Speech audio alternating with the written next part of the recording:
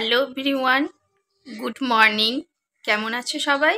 আশা করি সবাই খুব ভালো আছো। মন্দিরাস ব্লগসের আরেকটি ব্লগে সবাইকে স্বাগত জানাই। আজকে কিন্তু কোনো ব্লগ নয়, আজকে আমি তোমাদের সাথে কয়েকটা কথা শেয়ার করব। তো সেটাই তোমরা একটু মন দিয়ে শোনো। যদি ভালো লাগে অবশ্যই আমাকে সাপোর্ট করো, চ্যানেলটা সাবস্ক্রাইব করো, আমার পাশে থেকো। আমি যদি কোথাও কোনো ভুল করে থাকি, ভুল কথা বলে থাকি, তাহলে তার জন্য আগেই ক্ষমা চেয়ে নিচ্ছি। তো চলো তোমাদের সঙ্গে কিছু কথা শেয়ার করছি। এই যে দেখো বন্ধুরা, তোমাদের সাথে আমি কয়েকটা কথা শেয়ার করছি। আজকে মানে এই চারিদিকে যা ঘটনা ঘটছে, সমস্ত কিছু ঘটনার জের টেনে মানে চারিদিকে নানা রকম জিনিস দেখছি। তো এই আরজি করের ঘটনার কথাই বলছি তোমাদেরকে। যে ঘটনাটা ঘটলো একটা ডাক্তার মেয়ের সাথে, নিরাপত্তা সত্যিই আমাদের কোথাও নেই। কিন্তু কি বলতো, এই যে একটা আমারই ধরো একটা ছেলে আছে, একটা মেয়ে আছে। আমার মেয়েটা বড়, আজ ক্লাস 8-এ পড়ছে আমার মেয়ে। কিছুদিন পর আমার মেয়েও বাইরে পড়তে যাবে। কিন্তু কি হিসেবে আমি পাঠাবো আমার মেয়েকে বাইরে পড়তে বলো? যে আমার মেয়ে মানে প্রচণ্ড একটা ভয় ভেতরে কাজ করবে যে মেয়েকে একা কিভাবে ছাড়বো, নিরাপত্তা কোথায় মেয়ের।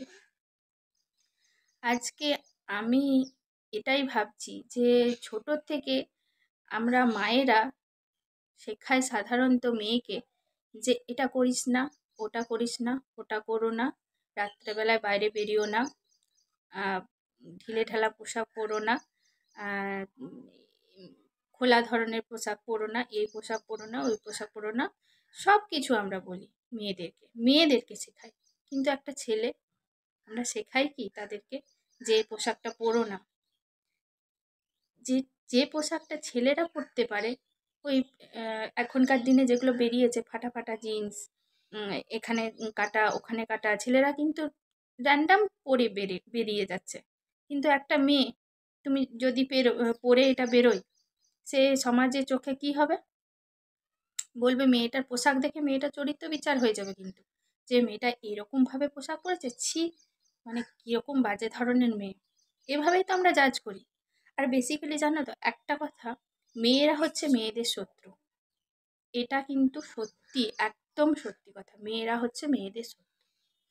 সুতরাং আমার ছেলেকে, আমার মনে হয় যে আমার ছেলেকে আমার এইভাবে শেখানো উচিত। এই ঘটনার থেকে আরও বেশি করে কথাটা মাথায় আসছে যে এই যে এখন ছোট ছোট বয়স থেকে আমার শেখানো উচিত ছেলেকে যে সন্ধ্যের পর তুমিও বাইরে বেরোবে না। যদি কখনো দেখো কোনো মেয়ে বিপদে পড়েছে, তাকে সাহায্য করো।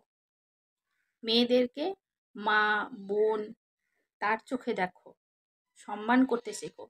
হ্যাঁ, সবাইকে যদি মা বোন হিসেবে দেখে, তাহলে হয়তো দুনিয়াতে প্রেমিকা বলো বা বউ বলো হবে না। যাকে যেটা সম্মান করার, কিন্তু কথাটা হচ্ছে মেয়েদেরকে সম্মান করা দরকার। তোমার যে একটা ছেলের যে বউ হয়েছে, বউ মানেই যে তাকে অসম্মান করবে এমনটাও কিন্তু নয়। প্রেমিকা মানেই যে তাকে অসম্মান করবে এমনটা কিন্তু নয়। সবাইকে যথাযথ সম্মান দিতে হবে, বিশেষত মেয়েদেরকে প্রাপ্য মর্যাদাটুকু, সম্মানটুকু দেওয়াটা অত্যন্ত দরকার।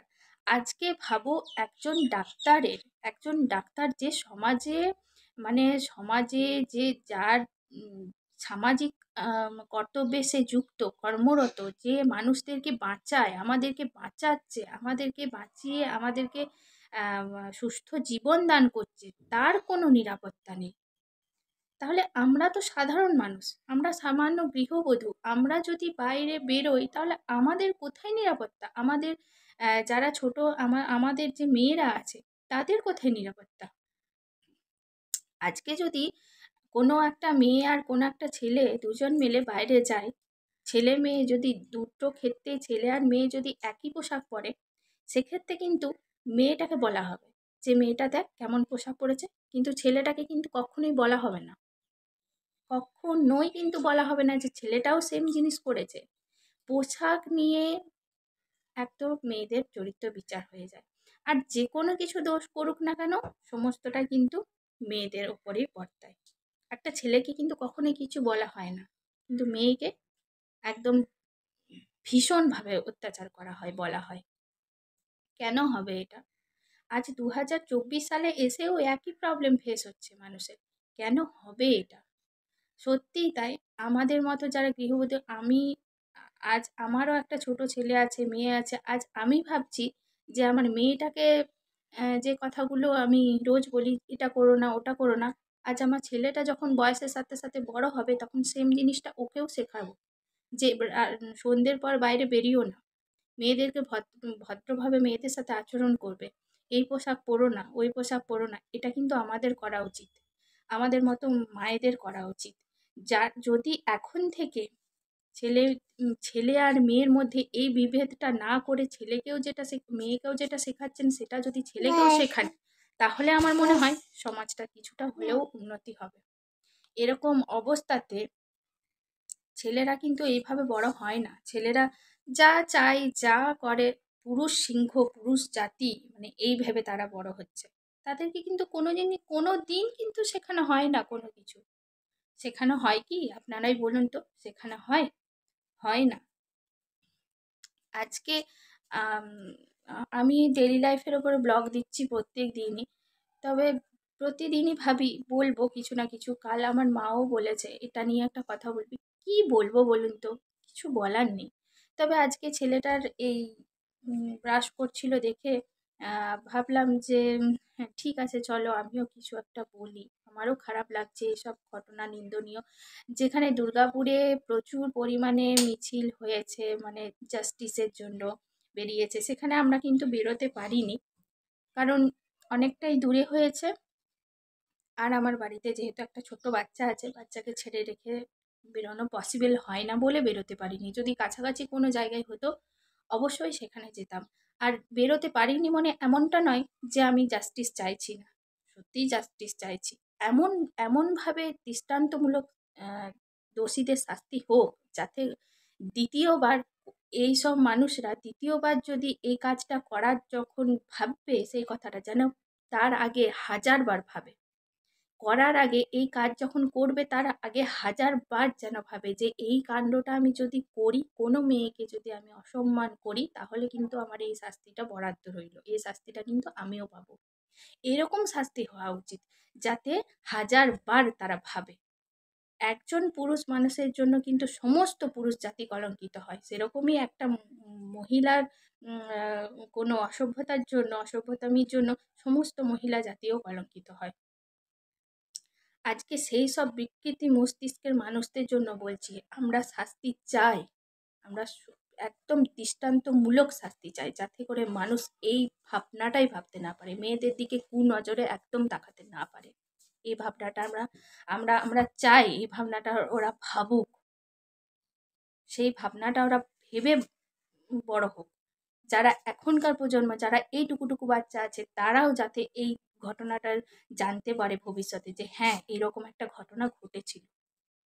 তাই আমরা চাই আজকে যেসব টলি তারকারা যেসব নেমেছে, যেসব ডাক্তাররা করেছে, তাদের জন্য আমরা স্যালুট। আমরা সত্যিই জাস্টিস চাই, খুব ভালো করে জাস্টিস চাই, যাতে এরকম ঘটনা সেকেন্ড বার আর না ঘটে। আর খুব তাড়াতাড়ি চাই, খুব তাড়াতাড়ি চাই। সুতরাং আমি এই কথাগুলো বললাম, আমার মনে হলো বলাটা দরকার, যেহেতু আমার বাচ্চাটা ছোট আছে, তাকে এই কথাগুলো শেখানো উচিত বলে আমার মনে হলো। আর আপনাদেরকেও সেটা মনে হলো যে জানাই।